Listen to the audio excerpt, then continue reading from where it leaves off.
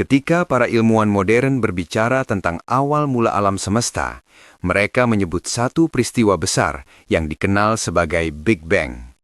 Sebuah momen ketika seluruh alam semesta bermula dari satu keadaan yang sangat rapat, sangat padat, lalu mengembang dengan dahsyat hingga membentuk ruang, waktu, bintang, galaksi, dan segala yang kita lihat hari ini. Menariknya, konsep tentang alam semesta yang bermula dari satu kesatuan dan kemudian terpisah ini bukan hal baru bagi Al-Quran. Jauh sebelum teleskop, satelit, dan rumus fisika ditemukan, Al-Quran sudah mengajak manusia merenungkan asal-usul langit dan bumi. Dalam surah Al-Anbiya ayat 30, Allah berfirman bahwa langit dan bumi dahulu adalah satu kesatuan yang padu, lalu dipisahkan. Ayat ini berbunyi bahwa langit dan bumi dulunya menyatu, kemudian Allah memisahkan keduanya. Kalimat ini sederhana, tapi maknanya dalam. Al-Quran tidak menjelaskan dengan bahasa teknis, karena Al-Quran bukan buku fisika. Tapi pesan intinya jelas, alam semesta tidak selalu seperti sekarang. Ia memiliki permulaan, dan permulaan itu berasal dari satu kesatuan. Ilmu kosmologi modern sampai pada kesimpulan yang serupa. Berdasarkan pengamatan radiasi latar kosmik atau cosmic microwave background, para ilmuwan menemukan sisa panas dari alam semesta awal. Radiasi ini adalah bukti bahwa alam semesta pernah berada dalam kondisi sangat panas dan padat. Satelit seperti COBE, WAMAP, dan Planck memetakan radiasi ini secara detail, dan hasilnya konsisten.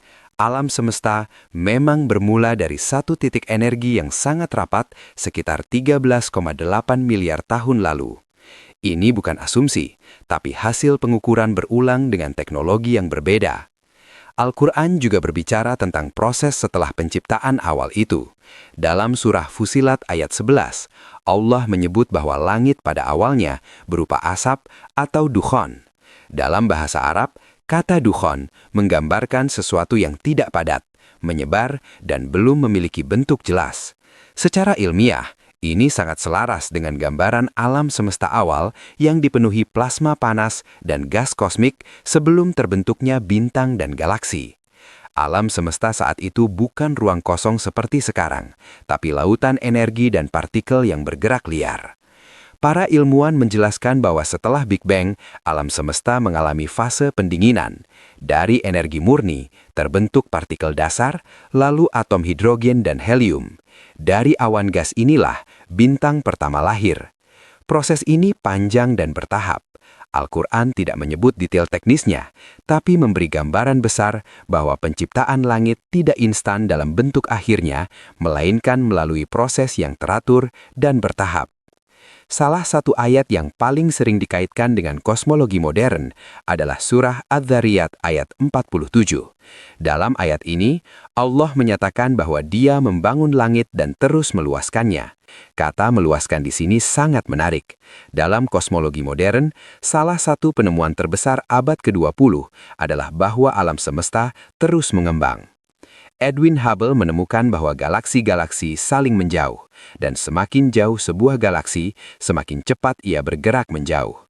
Ini bukan karena galaksi bergerak di ruang kosong, tapi karena ruang itu sendiri yang mengembang. Pengembangan alam semesta ini terkonfirmasi hingga hari ini.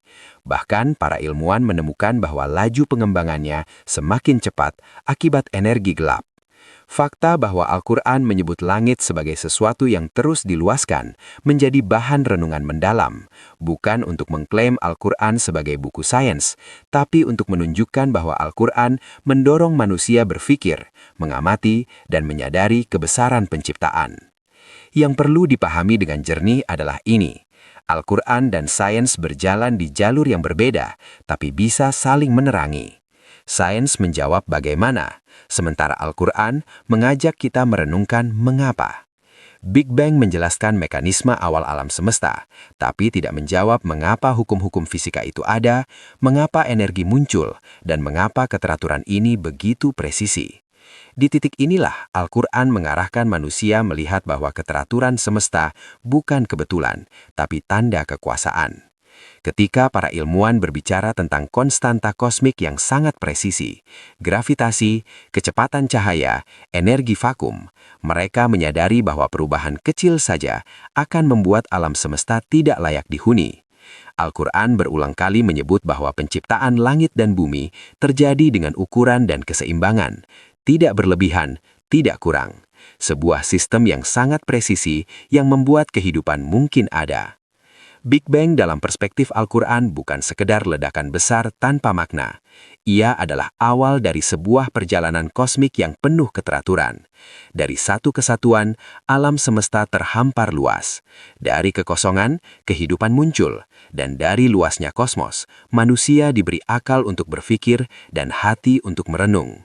Yang membuat pembahasan ini menjadi emosional adalah kesadaran bahwa manusia hidup di alam semesta yang begitu besar, tapi tetap diperhatikan.